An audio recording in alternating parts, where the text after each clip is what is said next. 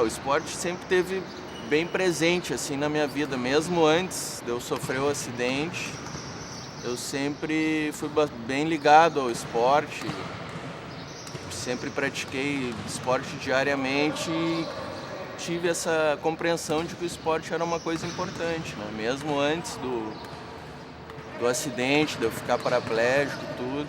Eu pratico esporte em cadeira de roda não por opção, que é a minha única opção, né? Não é porque eu queira ser mais bonito que alguém, ou mais feio, ou excêntrico, né? Porque é a minha única opção. Isso aqui, na verdade, o que as pessoas enxergam num misto de solda, alumínio, borracha, fibra de carbono, tecnologia com computadores, eu enxergo como duas pernas. Exatamente aqui que vocês estão vendo, exatamente as minhas pernas. Eu conheci o paradesporto exatamente nesse local há 9 anos atrás, no ano de 95. Foi quando eu conheci o Carlão. Estava sempre me convidando para treinar, vamos fazer atletismo, E eu não queria por diversas coisas, fatos pessoais. Eu fumava, eu não levava uma vida de atleta, entendeu? Eu saía na noite, eu consumia álcool demais e tal.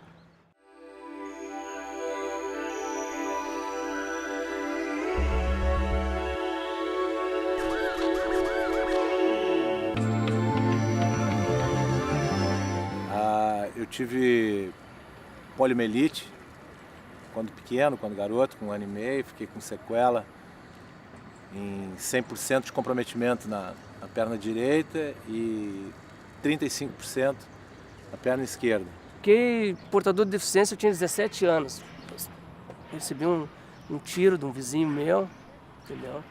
Uma briga lá dele e do outro vizinho, eu não tinha nada a ver. Eu sofri um acidente de carro, no qual estava envolvida toda a minha família. Eu perdi 2 irmãos e perdi meu pai também. E foi um momento difícil, assim, eu tinha 10 anos.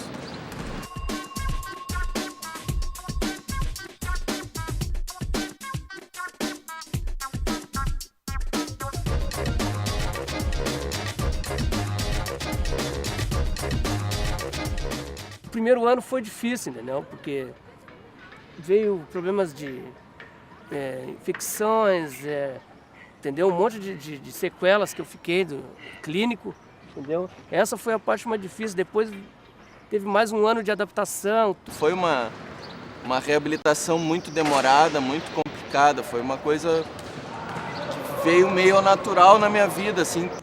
Nasci no interior do Rio Grande do Sul, em Cruz Alta, uma família de 5 irmãos. Por ser portador de deficiência, tinha tudo para dar errado, porque numa cidade do interior, sem muitas opções de trabalho, enfim, e com o grande pensamento de que uma pessoa aleijada não tem muito futuro na vida, né? Então, mais ou menos nesse contexto aí em que eu me criei. E hoje, em virtude do esporte, graças ao esporte, é que eu sou o ícone da família, eu sou o orgulho da família, sou o orgulho da minha mãe, dos meus irmãos, né, da minha vovó que partiu e também dos meus amigos. Eu acredito que eu tive bastante tempo de me adaptar a essa vida cadeirante que a gente chama, né? Que é uma vida diferente, que ela tem suas peculiaridades, mas é uma vida como qualquer outra, entendeu? Uma pessoa vai se adaptar em alguma coisa, tu te adapta na cadeira de rodas e leva a tua vida tranquilamente, entendeu? A cadeira, ela faz parte do teu corpo. A partir do momento que tu fica portador de deficiência, tu não pode ter, muitos têm uma barreira de aceitar, mas se alguém conseguir falar para eles, tem pessoas mais difíceis de entender, que na verdade aquilo ali é a liberdade dele. A sociedade me enxerga de duas maneiras. Quando eu estou competindo, que eu sou o Carlão, e quando eu não estou competindo. Quando eu não estou competindo, eu encontro obstáculos para entrar num banco, para entrar num teatro, para entrar num cinema. Aí eu sou advogado, sou procurador federal e trabalho na Advocacia Geral da União. Eu era marceneiro antes de me acidentar, entendeu? Agora tentando fazer faculdade para fazer um curso de Direito. Aqui é meu ambiente de trabalho, eu trabalho no Jornal Zero Hora. Apesar de ser atleta, com inúmeros títulos, aí eu não consigo sobreviver do esporte, né? Infelizmente aqui no Brasil, quase nenhum atleta amador consegue sobreviver somente do esporte, né?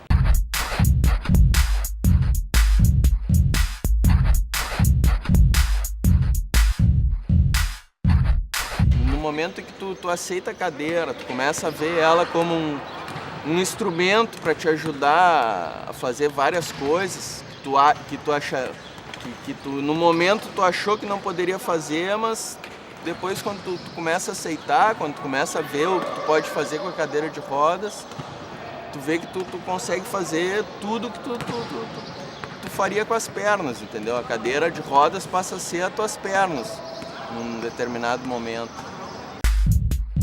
Eu me sinto uma pessoa privilegiada por ter um equipamento desse aqui que é extremamente caro, que custa $5.000. Mas existem inúmeras, eu posso dizer que milhares de pessoas no Brasil inteiro que teriam condições, teriam no mínimo a vontade de serem apresentadas para o esporte, para o atletismo, e não podem, exatamente por não terem pernas, as pernas para correr. Então, a partir do momento que a sociedade entender que eu estou sobre as minhas pernas, eu entendo que as coisas vão mudar de figura. Tu nota bem assim quando chega uma pessoa nova para entrar na equipe aqui no basquete e tal, tem uma diferença muito grande de quem praticava esporte antes de sofrer o acidente, de ficar paraplégico, de ficar amputado, e a pessoa que nunca praticou nenhum esporte, né? E essas outras pessoas que nunca tinham feito esporte, elas vão ter uma dificuldade natural, né?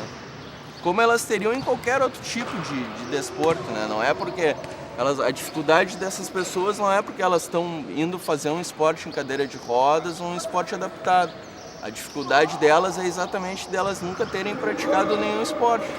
Mesma dificuldade que elas teriam para ir surfar, para jogar basquete caminhando, para jogar vôlei caminhando, elas vão ter para jogar basquete em cadeira de rodas, entendeu? Então, em outros países, né, tipo Europa e Estados Unidos, onde as pessoas portadoras de deficiência já detêm os seus direitos há muitos anos, né, as coisas fluem mais tranquilo. Mas aqui no Brasil ainda a gente está esgrimando ainda no sentido de conseguir abrir as portas para que se possa ter um lugar ao sol dos atletas portadores de deficiência de ponta, né, sobreviverem tão e somente do esporte. Ainda existe preconceito aqui no Brasil para os atletas portadores de deficiência.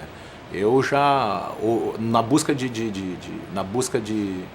patrocinadores, já ouvi de um dirigente, de um empresário do ramo de saúde, de que ele não poderia associar a imagem da empresa dele, que vende saúde, com a imagem de uma pessoa portadora de deficiência. Paradesporto em geral no Brasil, ele tem pouco apoio, tem pouco patrocínio. Como o esporte em geral, na realidade, né? Todo esporte em geral no Brasil, se tu não é um cara de ponta, de primeiro nível, tipo um Guga, uma Daiane, tu não tem muito apoio, né? Então aqui no paradesporto essa coisa é maior ainda, porque a maioria das pessoas ela encara o paradesporto mais como reabilitação em geral, assim, é uma visão meio distorcida que as pessoas têm essa. Então é difícil tu fazer as pessoas enxergarem o paradesporto como um desporto de alto rendimento, que é o propósito que a gente tem aqui, né? E até a própria televisão hoje, ela passa uma imagem muito negativa da cadeira de roda. E, daí é difícil nós lutar contra a televisão. A televisão está dentro de qualquer casa, é o maior veículo comunicação hoje, entendeu? Então, hoje eu lido tranquilamente com isso. As pessoas me abordam na rua, algumas eu tento explicar isso que eu estou explicando agora, que a cadeira é a liberdade, outras não dá para explicar, elas estão muito bitoladas. Então, até o Carlão fala que hoje é melhor a gente tentar falar isso para as crianças do que para os adultos. Os adultos a gente não vai conseguir reverter isso aí, entendeu? De que a cadeira de roda, porque todo mundo tem um preconceito com a cadeira de roda.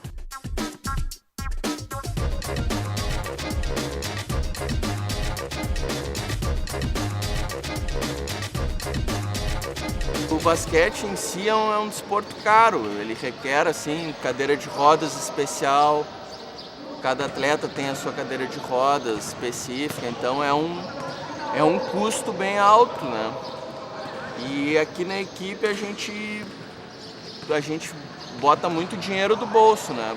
Cada um faz a sua cadeira de rodas, quando precisa uma roda tu vai lá e tem que comprar, tu não tem assim uma estrutura por trás que te dê um respaldo, né, para te poder desempenhar melhor, para te poder te preocupar só em treinar e direcionar teus treinos para o rendimento. Tu tem outras preocupações por trás, né, que é trabalhar, buscar grana para poder custear o esporte que tu tá fazendo, né.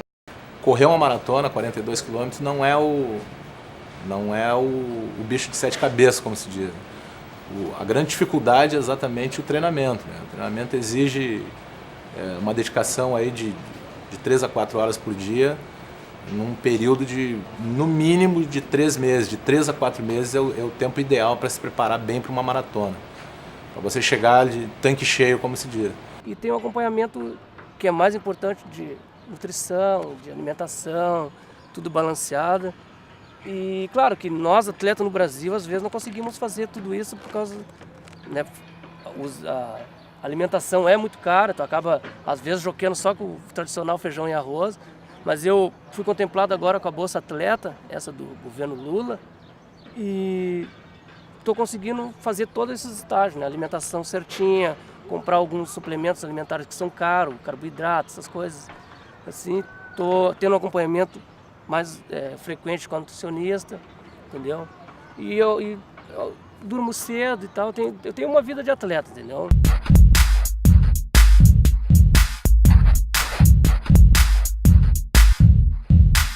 A cadeira de rodas específica do basquete, ela tem vários diferenciais para a cadeira do uso diário.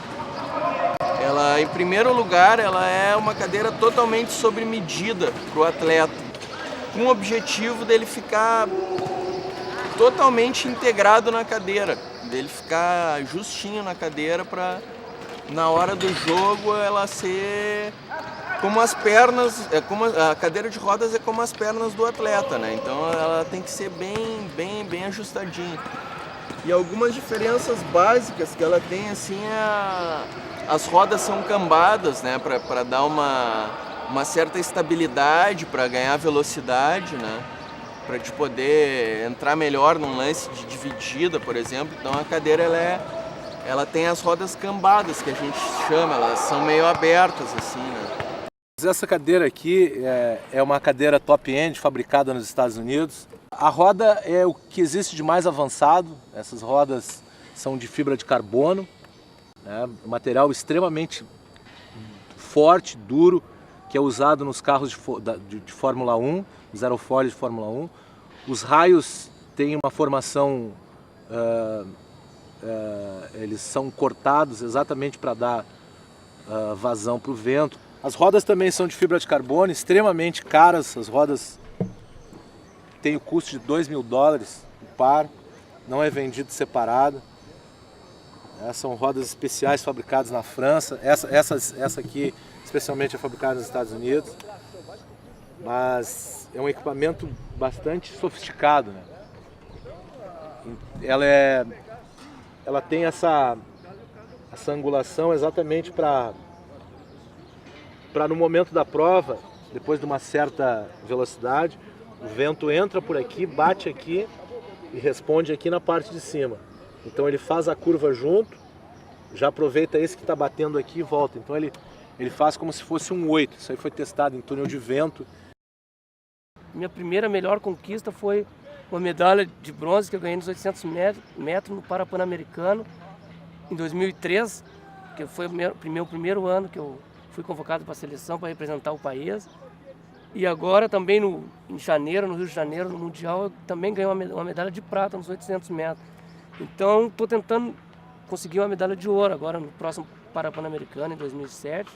Esse é o meu objetivo, que eu já tenho um bronze, já tenho uma prata no Mundial, agora vou tentar no Pan e tentar um índice, né, para a Olimpíada de Pequim, que é na China, em 2008.